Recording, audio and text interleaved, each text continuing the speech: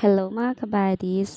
So isang bagong taon, isang bagong pag-aaral na naman ang nalalapit. So nakuha nga pala ang videong ito simula nung magbukas kami sa paaralan. So dahil nga kung sa Pilipinas meron tayong tinatawag na Brigada Eskwela, dito din naman sa Thailand. Bago din magbukas ang aming paaralan para sa susunod na taon, kailangan hinahanda din namin ang aming silid paaralan sa bawat mag-aaral. Dito, nagkakaroon din kami ng mga ganitong activities, naglilinis, nagpipintor, nag-ayos ng mga upuan, para din maayos na madatnan ng mga estudyante. Kung akala natin sa Pilipinas lang ang ganito, siyempre, dito din po talaga. Ito ay base lamang sa aking experience. Kasi sa ibang international schools or sa dating school na pinanggalingan ko, hindi talaga ako gumagawa ng ganito. Sa atin, okay lang naman dahil grateful pa rin tayo dahil meron tayong bagong school na napasukan at ini-involve nila tayo sa mga ganitong activity. Bali nga pala,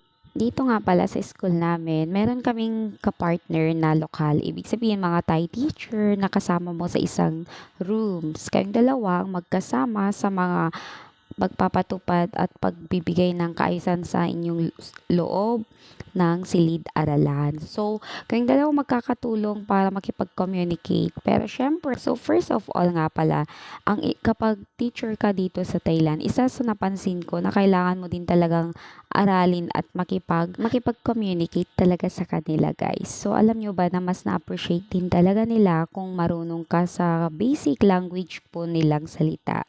Dahil dito, mas mabilis ka makipag-usap, makipag-interact, especially sa mga bata. Pero hindi naman nila ini-encourage na magsalita ka talaga dahil nga ang pagdating sa classroom, foreign teacher ka dito. So ang ituturo mo ay English. So at least may mga matutunan ang mga bata kahit sa mga simpleng English lamang. Pero sa mga pagdating sa lokal, gustong-gusto din talaga nilang naririnig na marunong kang magsalita ng mga basic katulad ng mga polite words nila, magsawati ka, ganon, sawati krap, kapag sa lalaki naman, ka ang ginagamit nila pagdating sa babae.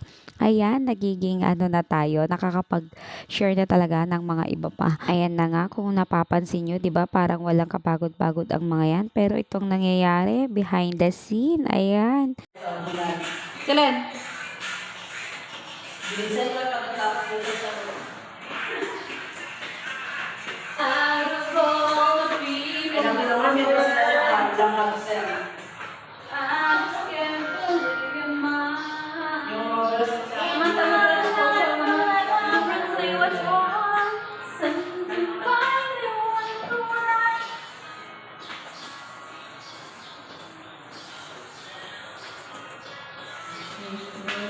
Ay, hindi pinagbuti ni Tito.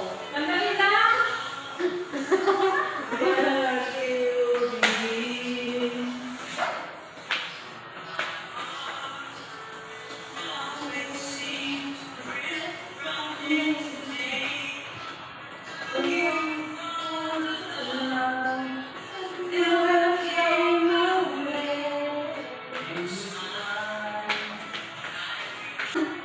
Ano lang? Ano sinabi niya nung sa'yo kami ginawa na? Akala ko sa gilid lang yan!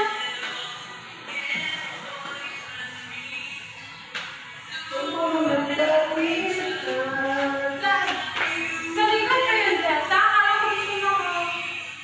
Pati sa likod. Ay, ikaw! Wow!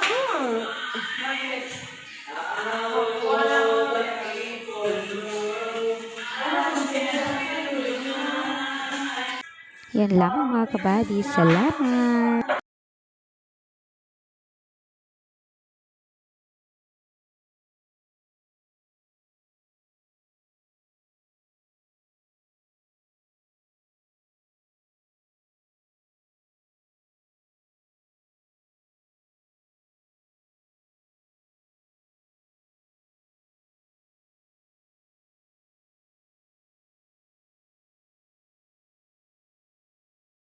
Habang nagpipintura kami, ayan, may mga hidden na pangyayari dyan. Palagi kaming nagkukwentuhan, nagkakantahan habang naglilinis or nagpipintura. So, ayan nga guys. So, pintor na lang talaga ang ginawa kong video dito dahil hindi ko na-video lahat ng mga pangyayari. So, busy-busy nga kami dahil dyan. Pero, syempre, alam nyo ba na ang pagiging teacher dito sa Thailand, hindi pwedeng, hindi ka din talaga ang pagiging teacher dito sa Thailand, kailangan din maging aware ka talaga sa mga kultura nila. Siyempre, dayo tayo dito, kailangan din natin makibagay at makipagkaisa dito dahil importante na malaman natin kung ano yung mga kailangan din nila dito kasi mahilig talaga sila na as in kung gaano tayo kasipag dito ko din talaga masasabi na napakasipag din ng mga ibang local teacher dito. Kapag sabi kong local, sila yung mga Thai teacher talaga.